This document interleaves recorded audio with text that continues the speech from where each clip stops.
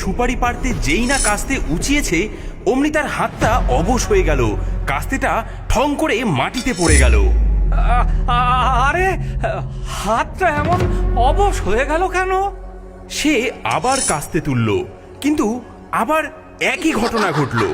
এই যা, তিনবারের বার সে ভয় পেয়ে পিছিয়ে এলো। না, আজ আমার দ্বারা আর হবে না, শরীরটা কেমন করছে। বাবা, তুমি কি কোনো হাসির শব্দ শুনলে? মনে হলো যেন কেউ খিলখিল করে হেসে উঠলো। কই না তো, বাজে কথা বলিস না তো, চল কাজ কর। দুপুরে কাজ করতে করতে তারকের খুব জল তেষ্টা পেল। বাবা, কি তেষ্টা পেয়েছে! জলের কলসিটা কই গেল?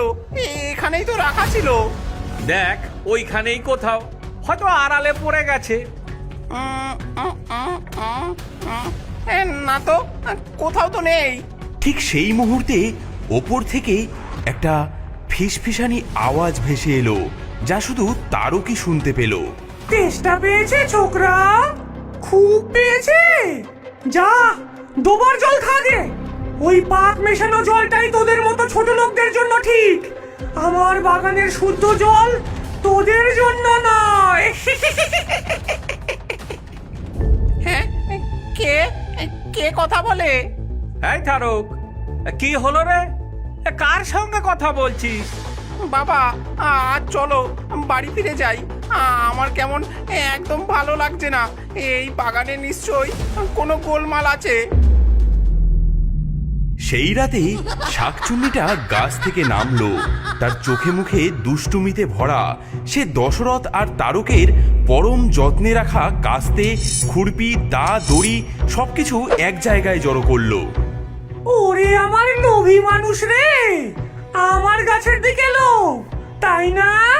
এই কাস্তে দিয়ে আমার গাছের সুপারি পারবি? দাঁড়া, তোদের সাধের যন্ত্র আমি এমন জায়গায় পাঠাচ্ছি যে খোঁজার জন্য পরের জন্মে আবার আসতে হবে। যা।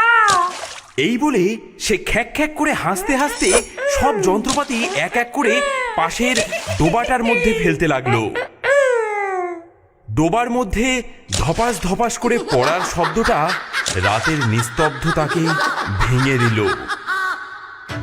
এ কি রে তারক, সব যন্ত্রপাতি হাওয়া, কাস্তে, দা, খুরপি কিচ্ছু নেই। নিশ্চয়ই কাল রাতে চোর এসে চুরি করে নিয়ে গেছে, কিন্তু সব একসাথে। চলো তো পাশের ওই ডোবাটা একবার খুঁজে দেখি।